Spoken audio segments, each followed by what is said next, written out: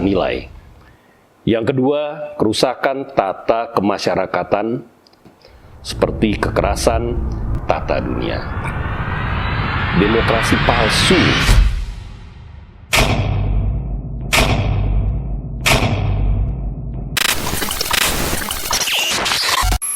Yang mulia, bagaimana gerakan reformasi selama ini dalam mencegah atau bahkan memperbaiki kerusakan-kerusakan yang tadi disebutkan oleh Yang Mulia?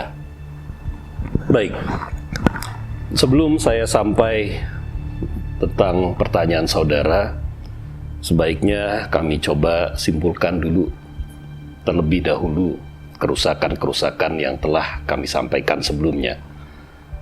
Jadi, bisa disimpulkan ada 3 kerusakan yang saat ini dialami oleh bangsa kita.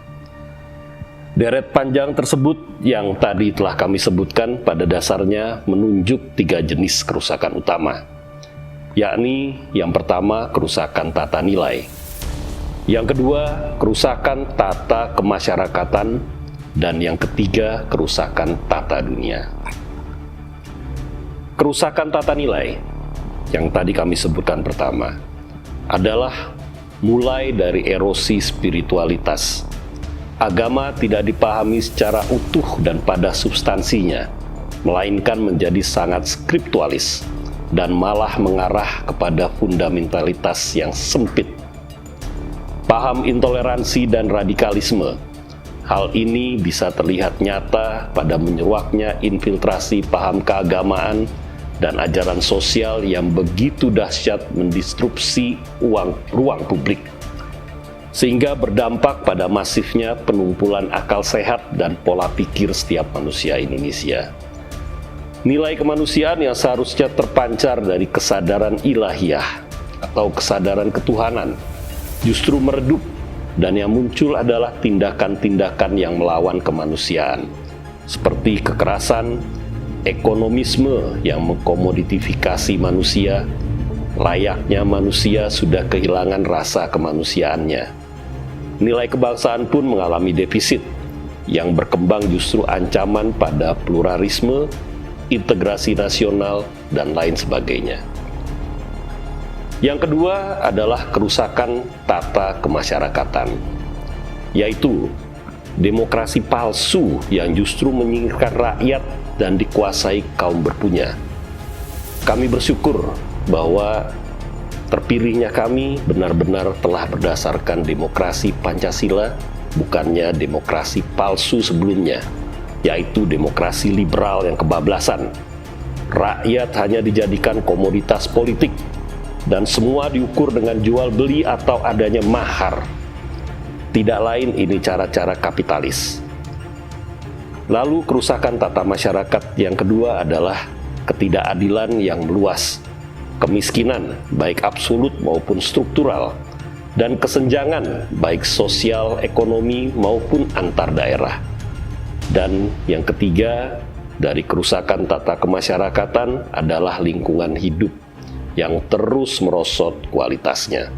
Walaupun pemerintahan yang lalu telah berkomitmen untuk mencapai suatu net zero carbon dan mewujudkan green economy di negara kita, sesuatu yang patut kita hargai dan apresiasi. Kerusakan utama yang ketiga adalah kerusakan tata dunia. Krisis budaya, krisis kedaulatan, ketergantungan, baik perubahan geopolitik, geoekonomi, geopertahanan global, dan makin kompetitifnya kawasan Asia Pasifik, pergeseran kekuatan adidaya, hegemoni, termasuk hegemoni dalam iptek, ancaman menjadi negara boneka, atau sekedar menjadi negara pasar, dan seterusnya. Ketiga tadi itu adalah gambaran 3 kerusakan utama yang tentu hanya upaya untuk memudahkan dalam memahami kerusakan kehidupan berbangsa dan bernegara yang makin parah dan kompleks. Dalam kaitannya peran reformasi dalam mencegah ataupun memperbaiki kerusakan yang ada. Bangsa Indonesia telah menjalankan koreksi atas berbagai kerusakan sebelumnya melalui suatu gerakan reformasi. Pertanyaannya, Apakah reformasi berjalan sesuai dengan hati nurani rakyat dan rasanya rakyat? Atau apakah reformasi telah sejalan dengan harapan rakyat?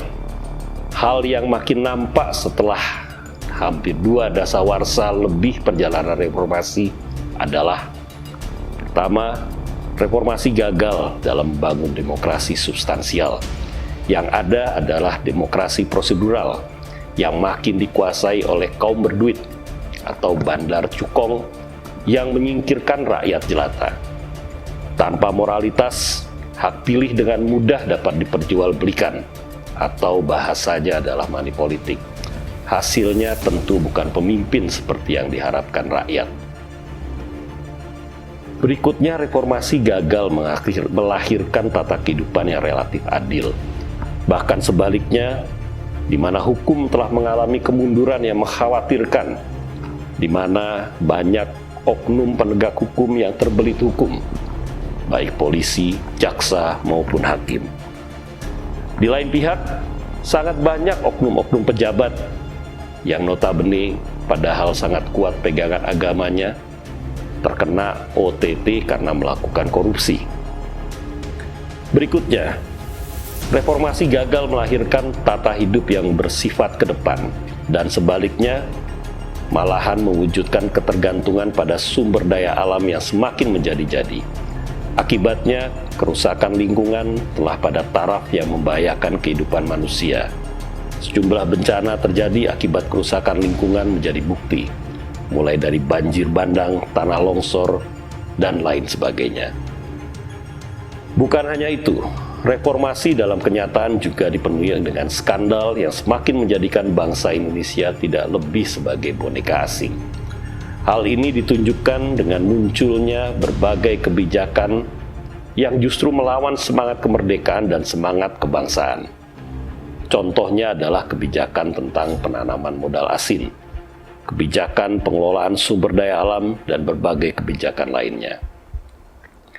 Para pemimpin sebelumnya sepertinya kehilangan tanah pijakan, abai terhadap kepentingan rakyat dan bangsa, dan karakter kepemimpinan yang berpihak kepada rakyat sungguh semakin jauh dari kenyataan di era reformasi yang mendukung sistem one man one vote atau yang berdasarkan demokrasi liberal kebablasan.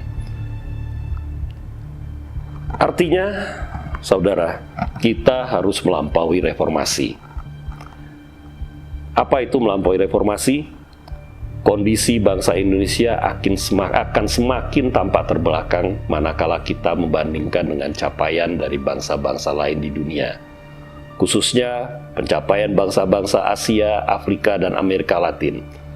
Apa yang kini dicapai oleh Cina, India, dan Jepang adalah contoh dari suatu gerak maju bangsa, di mana mereka tidak lagi bertumpu pada alam, akan tetapi terus melakukan lompatan sejarah, dan kini perlahan menempatkan Asia sebagai poros baru ekonomi dunia, mulai meninggalkan Amerika dan Eropa. Sementara bangsa Indonesia malah makin disibukkan dengan pertarungan internal yang tak kunjung usai. Bahkan sendi-sendi dasar kehidupan bernegara mulai tererosi, sehingga mengancam masa depan bangsa. Kita mempunyai suatu optimisme yang tinggi, karena bangsa Indonesia memiliki seluruh syarat yang dibutuhkan untuk menjadi bangsa yang maju, makmur, dan besar, dan bahkan menjadi pusat peradaban baru dunia. Dengan sejarah, nilai-nilai luhur yang dimiliki, alam dengan seluruh kekayaannya, posisi strategisnya, dan sumber daya alam yang sangat besar, maka dapat dikatakan bahwa Indonesia mempunyai peluang sejarah yang besar untuk menggerakkan pembentukan peradaban baru dunia yang berdasarkan kepada pri kemanusiaan dan pri keadilan. Untuk mencapai langkah besar tersebut, tentu dibutuhkan lebih dari sekedar reformasi. Indonesia membutuhkan kemampuan baru, yakni suatu kemampuan yang didasarkan kepada kesadaran dan pengetahuan yang utuh mengenai masa lalu, masa depan, dan jalan mencapai masa depan yang dimaksud.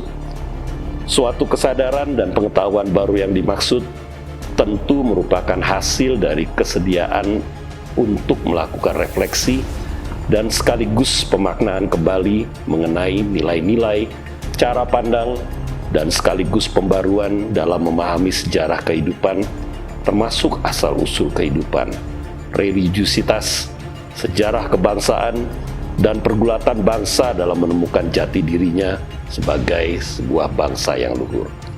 Oleh karenanya, bangsa Indonesia membutuhkan suatu jalan peradaban baru yang kami namakan restorasi.